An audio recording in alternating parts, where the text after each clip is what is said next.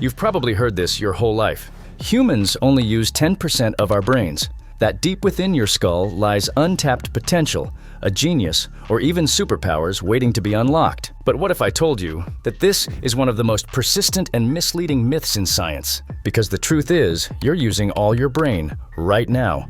Welcome to the Black Sheep channel. Remember, they lied to you, and it's time to wake up. The origins of a lie. The 10% myth has no basis in neuroscience. Its origin? Likely a misinterpretation of early psychology. In the late 1800s, psychologist William James said, "We are making use of only a small part of our possible mental and physical resources." But he was referring to human potential, not brain activity. That quote was twisted by self-help authors, media, and Hollywood into a myth that refuses to die. What neuroscience actually says.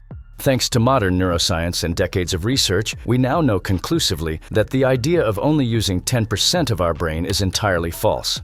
Advanced imaging technologies like functional MRI, positron emission tomography, and electroencephalography allow scientists to observe brain activity in real time. These scans have shown that virtually every region of the brain shows activity throughout the day.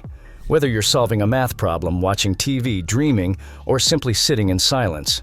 Even during sleep, your brain is far from idle. The default mode network, a system of interacting brain regions, activates when you're not focused on the outside world, daydreaming, recalling memories, or planning. It's one of the many systems that shows the brain is never really off. The idea that 90% of our brain is unused doesn't match up with biology either. The human brain is an incredibly energy-intensive organ, consuming around 20% of the body's total energy output, even though it makes up only 2% of your body weight. So, evolutionarily, there's no reason for the brain to develop such massive energy needs just to leave 90% of it dormant. Additionally, neurosurgery and brain injury studies have shown that damage to even very small parts of the brain can result in significant cognitive, emotional, or physical impairments. If 90% of the brain were unnecessary, removing or damaging it wouldn't matter. But in reality, strokes, tumors, and traumatic injuries prove just how essential every square millimeter is. Each brain region has specific mapped-out functions. The prefrontal cortex manages decision-making, planning, and impulse control. The hippocampus is essential for forming new memories. The cerebellum coordinates movement and motor learning. The amygdala regulates emotional responses like fear. The visual cortex, auditory cortex, and somatosensory cortex handle sensory input.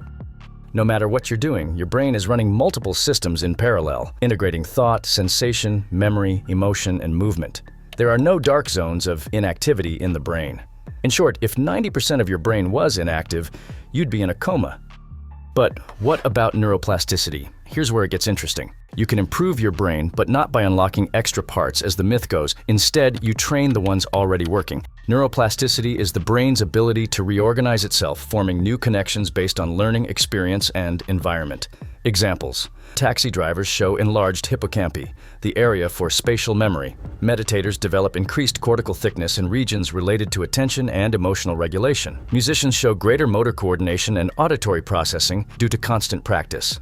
Bilingual individuals often show increased gray matter density in the left inferior parietal cortex, the area involved in language switching and control. Professional chess players show increased connectivity in areas related to memory, pattern recognition, and strategic planning, like the precuneus and dorsolateral prefrontal cortex. Athletes often develop more efficient connections between the cerebellum, motor coordination, and motor cortex.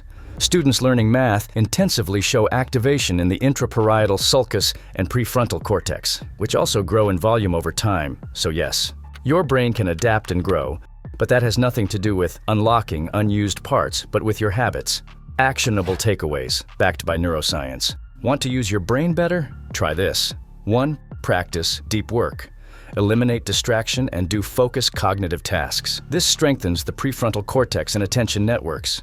2. Learn spaced repetition. Instead of trying to memorize something all at once, spread learning over short intervals of time. 3. Move your body. Aerobic exercise increases neurogenesis, creation of neurons, in the hippocampus. 4. Sleep. Your brain consolidates learning during deep sleep. Cut that short and your memory tanks. 5. Train executive function. Journaling, planning, and mindfulness all improve your ability to think long-term and make decisions. 6. Learn in multiple modalities. Combine reading, listening, speaking, and writing when studying. The more senses you involve, the more brain regions are activated.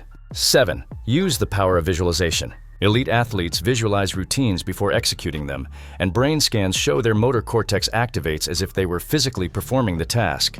The myth says you only use 10% of your brain, but the reality is you're using 100%, just not all at the same time, and maybe not always wisely.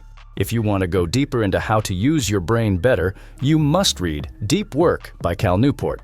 Deep Work is a guide to mastering focus in a distracted world. The book shows how to train your mind to work deeply, produce high-quality results, and gain a true competitive edge. Get your copy by clicking on the link in the description or first comment of this video. If you want to develop an independence of thought and get rid of the most common myths about your body, nutrition, technology, geography, personal growth, or money, hit the like button and subscribe to the Black Sheep channel.